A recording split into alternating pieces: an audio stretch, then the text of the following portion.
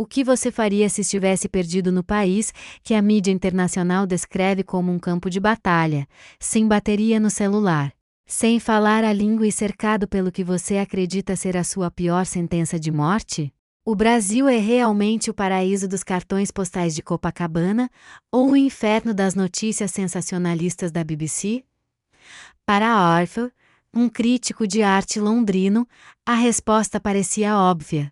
Mas o que aconteceu com ele em um subúrbio esquecido pelo GPS vai te fazer questionar tudo o que você pensa sobre segurança, estética e, principalmente, sobre o que significa ser humano. Será que a beleza está na simetria fria de Londres ou no caos vibrante de uma periferia brasileira? Prepare-se porque hoje vamos dissecar a queda de um ego europeu e o nascimento de uma nova visão de mundo. Esta é a história de como Arthur achou que ia morrer, mas acabou descobrindo que, no Brasil, o perigo é uma construção, enquanto a hospitalidade é uma força da natureza. Para entender o pânico de Arthur, você precisa entender quem é Arthur. Imagine um homem de 52 anos que respira o ar filtrado das galerias de arte de Londres. Para ele, a vida é uma sucessão de eventos milimetricamente planejados. O café deve estar a exatos 65 graus. O silêncio é a nota musical mais importante de um ambiente e a beleza. A beleza para Arthur é a ordem. Se algo não tem uma linha reta, se algo é ruidoso ou improvisado para Arthur, simplesmente não é civilizado. Arthur aterrissou no Rio de Janeiro com um objetivo claro, uma exposição de arte contemporânea em Niterói. Ele reservou um hotel de 5 estrelas em Ipanema, o tipo de lugar onde o Brasil parece uma extensão da Europa com palmeiras. Ele lia os jornais britânicos e seu coração acelerava com as manchetes sobre violência urbana e assaltos a turistas.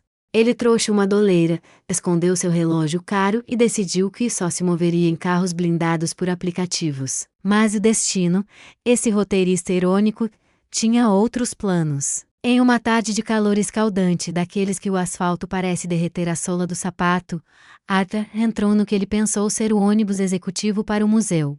O erro foi banal, uma linha com um número parecido, um motorista com pressa e o letreiro digital falhando sob o sol de 40 graus. Em vez de cruzar a ponte para a sofisticação, o ônibus mergulhou para as entranhas da Zona Norte, em direção a um subúrbio que não aparece nos guias da Lonely Planet. À medida que o ônibus avançava, a paisagem começava a se decompor diante dos olhos de Arthur. Os prédios envidraçados deram lugar a sobrados de tijolo baiano, muitos sem reboco, exibindo orgulhosamente sua estrutura de concreto. O asfalto, antes liso, agora era um mosaico de remendos e postes de origem duvidosa. Arthur sentiu um nó na garganta. Ele olhava para o Google Maps em seu celular de última geração, mas o ponto azul parecia perdido em uma massa de rua sem nome oficial. Isso não pode estar certo, ele pensava, enquanto o suor escorria por suas costas, encharcando sua camisa de linho importada. O ar-condicionado do ônibus, se é que algum dia existiu, era apenas uma promessa quebrada. Ao redor dele, pessoas comuns, trabalhadores voltando para casa, estudantes com fones de ouvido, senhoras carregando sacolas de mercado. Mas, na mente preconceituosa de Arthur, cada um daqueles passageiros era um suspeito e potencial. Ele apertava sua mochila contra o peito como se fosse um escudo medieval. Quando ele finalmente percebeu que estava a quilômetros distante de seu destino, o pânico tomou conta. Ele desceu no primeiro ponto que viu, em uma praça barulhenta cercada por bares de esquina. O ônibus partiu, deixando para trás uma nuvem de fumaça negra, e um inglês desesperado, parado em um território onde o inglês era tão útil quanto um casaco de pele no Saara. Arthur estava parado no que ele chamaria de o epicentro da desordem. Para um crítico de arte que valoriza a simetria, aquele lugar era uma afronta visual. Acima de sua cabeça, um emaranhado de fios elétricos, os famosos gatos, formavam uma teia negra e caótica que parecia pronta para despencar a qualquer momento. As calçadas eram estreitas, ocupadas por cadeiras de plástico, churrasqueiras improvisadas e caixas de som que competiam entre si de um lado. Um funk proibidão com batidas graves que faziam o peito de Arthur vibrar, do outro, pagode nostálgico cantado em coro por um grupo de homens que bebiam cerveja em copos americanos. Isso é o terceiro mundo, ele murmurou para si mesmo, sentindo uma mistura de nojo e terror. Na sua cabeça, ele estava em um documentário sobre zonas de guerra. Ele via as casas de tijolo aparente, as lajes com caixas d'água azuis, e os muros pichados com letras que ele não conseguia decifrar. Para Arthur, aquilo não era cultura, era falha sistêmica. Era a ausência de Estado. Era, em sua visão distorcida, a antessala da violência. O calor era o seu segundo inimigo.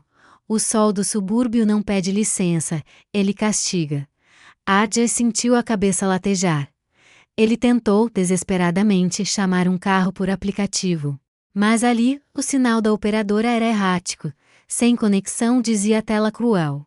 Ele tentou reiniciar o aparelho, mas o calor excessivo fez o celular exibir o aviso de temperatura alta. O iPhone precisa esfriar. E então, o silêncio digital. A tela ficou preta. Arthur estava oficialmente desconectado do mundo civilizado. Sem mapas, sem tradutor, sem socorro. Ele começou a caminhar tentando manter uma postura de eu sei para onde estou indo, mas suas pernas tremiam.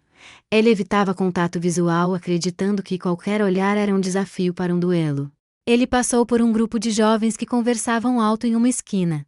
Um deles usava um corte de cabelo blindado e tinha tatuagens nos braços.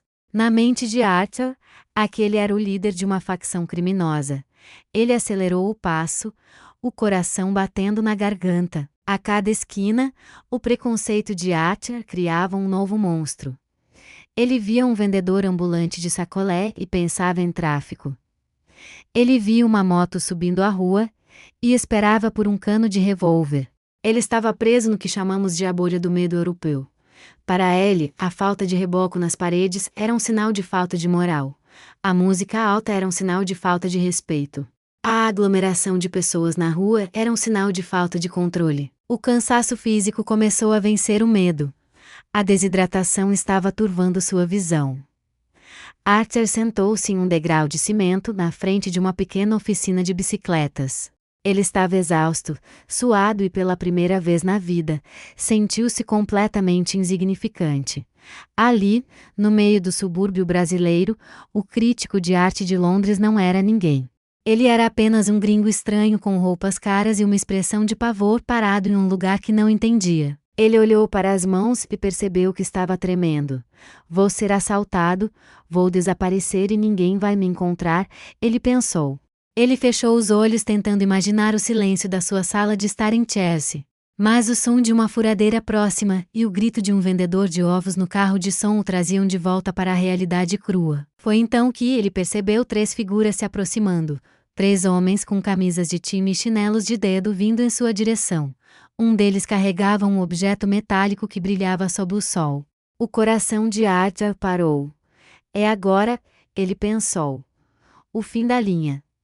Ele preparou-se para entregar a mochila, o passaporte e o que restava da sua dignidade.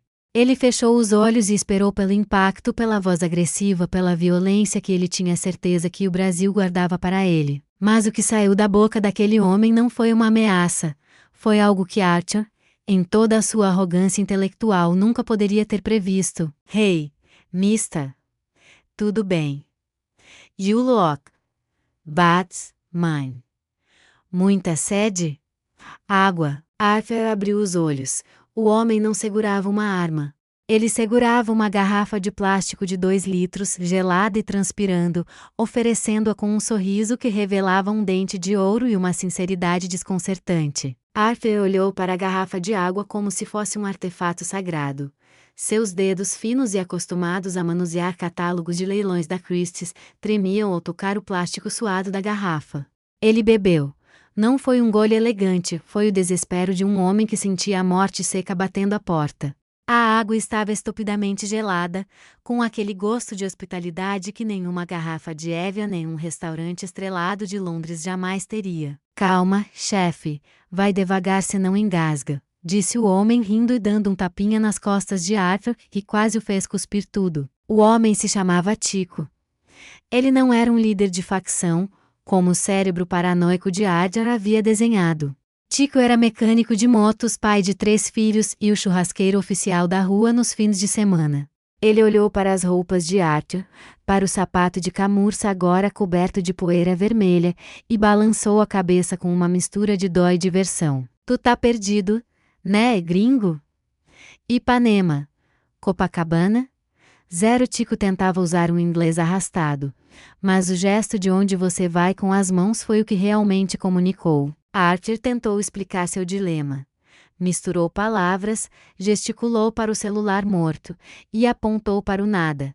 O grupo de homens se olhou. Em Londres, se Arthur estivesse perdido em um bairro perigoso, as pessoas evitariam contato visual, acelerariam o passo ou chamariam a polícia. Aqui, na periferia que o mundo rotula como violenta, a reação foi um debate comunitário imediato sobre como salvar o estrangeiro. Deixa o cara, Chico. Ele tá branco que nem um papel. O sol vai matar o gringo. Sobe ele lá pra laje, a gente dá uma comida, e depois eu levo ele no meu carro até o metrô. Disse um segundo homem. Que Arthur mais tarde saberia ser o seu Zé, dono da oficina de bicicletas. Subir para a laje. Para Arthur, a frase soou como uma sentença de tortura. Ele imaginou um cativeiro, um porão, o fim. Mas ele não tinha mais forças para lutar. Ele foi conduzido por um beco estreito, onde as paredes de tijolo aparente pareciam se fechar sobre ele. A cada degrau da escada de ferro em caracol, o som da música ficava mais alto. O cheiro de carne assada começava a dominar o ar. Quando ele chegou ao topo, seus olhos, acostumados à luz suave dos museus, foram agredidos por uma explosão de vida. O que Arthur viu não estava em nenhum de seus livros de história da arte. Era uma laje.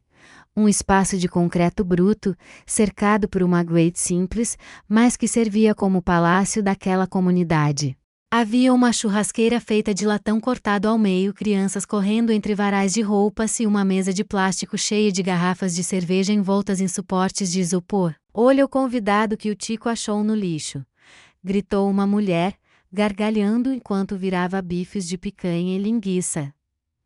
Era a esposa de Tico, Maria. Arthur foi colocado em uma cadeira de plástico vermelha, a poltrona real do subúrbio brasileiro. Alguém colocou um copo americano na mão dele. Não era vinho de safra, era uma cerveja tão gelada que parecia um pedaço de gelo líquido. Bebê, gringo, é para hidratar a alma, disse Tico. Arthur olhou ao redor. Do topo daquela laje, ele tinha uma visão de 360 graus do subúrbio. E foi ali que o clique aconteceu. De baixo, ele só via o caos, os fios, o tijolo feio. De cima, ele via uma tapeçaria humana. Ele via vizinhos conversando de uma laje para outra, via o pôr do sol pintando o céu do Rio de Janeiro de um laranja que nenhuma galeria de Londres conseguiria reproduzir. Ele viu uma conexão que não existia em sua vida de luxo. Em Londres, Arthur vivia em um prédio onde não sabia o nome do vizinho de porta há 10 anos. Ali, todos se conheciam. Todos compartilhavam a mesma carne, a mesma música, a mesma alegria, apesar de terem tão pouco. Ele recebeu um prato de papel com picanha, farofa e vinagrete. Arthur, o homem que criticava a apresentação de pratos em restaurantes com estrelas Michelin, comeu aquela carne com as mãos, limpando a gordura no canto da boca, sentindo um sabor que parecia real. Era o sabor da sobrevivência e da celebração. As pessoas na laje não falavam inglês, e o português de Arthur era nulo. Mas eles se comunicavam através do riso, do gesto de oferecer mais comida, do tapa no ombro. Maria percebeu que Arthur estava emocionado. Ela não sabia que ele era um crítico famoso. Ela apenas via um homem que estava com medo e agora se sentia seguro. Tá bom, né, gringo? Aqui a gente não tem luxo, mas tem coração, disse ela, mesmo sabendo que ele não entenderia as palavras. Mas Arthur entendeu o sentimento. Ele começou a sentir uma vergonha profunda. Vergonha de ter julgado aquelas pessoas pelo reboco de suas casas. Vergonha de ter achado que a beleza só existia na simetria e no silêncio. Ele percebeu que aquelas casas sem acabamento não eram sinal de desleixo, mas de um trabalho em progresso, de uma vida que priorizava o encontro sobre a fachada. O caos que ele temia era, na verdade, uma ordem orgânica baseada na solidariedade. 2 horas depois, Arthur estava em um estado que ele nunca imaginou. Ele estava feliz. O medo tinha evaporado, substituído por uma sensação de pertencimento que ele nunca sentira no Reino Unido. Ele não era mais o crítico de arte, ele era o Mister, o convidado improvável da laje. Tico cumpriu sua promessa. Ele carregou o celular de Arthur em sua casa, usando o gato de luz que Arthur antes desprezara, e, quando o aparelho ligou, as dezenas de mensagens de segurança e alertas de pânico do consulado pareciam ridículas, vindas de um mundo que não entendia o que era o Brasil real. Vamos lá? Mister? Vou te deixar no metrô. Papo reto, tu deu sorte de cair na minha rua. Mas o povo aqui é tudo sangue bom, disse Tico, enquanto pegava as chaves de um carro antigo, um Fusca que rugia como um leão. Na despedida, Arthur tentou fazer algo que era comum em sua cultura. Ele tentou dar dinheiro a Tico e Maria pela hospitalidade, pela água, pela carne. A reação foi imediata. Tico fechou o rosto não por raiva, mas por uma dignidade que o dinheiro de Arthur não podia comprar. Não, não, não. Aqui não é negócio, gringo. Aqui é amizade. Guarda isso aí. O dia que eu for para Londres, tu me paga um chá, beleza? E deu uma gargalhada que ecoou pelo beco. Arthur entrou no metrô cercado pelo luxo da sua consciência limpa. Ao chegar em Ipanema, o hotel parecia morto. O silêncio do lobby, que antes ele chamaria de elegante, agora parecia estéril, frio, quase fúnebre. As pessoas ali tinham rostos bonitos, mas olhos distantes. Ninguém oferecia água, ninguém ria alto, ninguém compartilhava a vida. Naquela noite, Arthur não conseguiu escrever sua crítica sobre a exposição de arte em Niterói. Em vez disso, ele abriu seu notebook e começou a digitar um texto que chocaria seus leitores na Europa. O título era O Brasil que não está nos museus, porque a periferia é a maior obra de arte que já vi. Ele escreveu sobre como a verdadeira arte não é feita de mármore ou tinta, mas de jeitinho, de resiliência e de uma capacidade sobrenatural de transformar um encontro acidental em uma celebração da vida. Ele confessou seu preconceito. Ele admitiu que Londres era um museu de cera, enquanto o subúrbio brasileiro era um coração batendo forte e barulhento. O Brasil não é um lugar perigoso para quem sabe olhar com o coração. O perigo real, concluiu Arthur, é passar a vida inteira cercado de segurança material, mas morrendo de fome e de calor humano. Ele nunca mais foi o mesmo. Hoje, de volta a Londres, Arthur ainda tem uma foto em sua mesa. Não é de uma escultura grega ou de um quadro renascentista. É uma foto tremida, tirada com 5% de bateria, de um grupo de brasileiros sorridentes, em uma laje cheia de varais, com o sol se pondo ao fundo. Para Arthur, aquela é a única obra de arte que realmente importa. Porque foi ali, no caos do subúrbio, que ele finalmente aprendeu o que significa estar vivo. Muito obrigada por assistir. Se você gostou do vídeo, curta e se inscreva no meu canal. Até o próximo vídeo.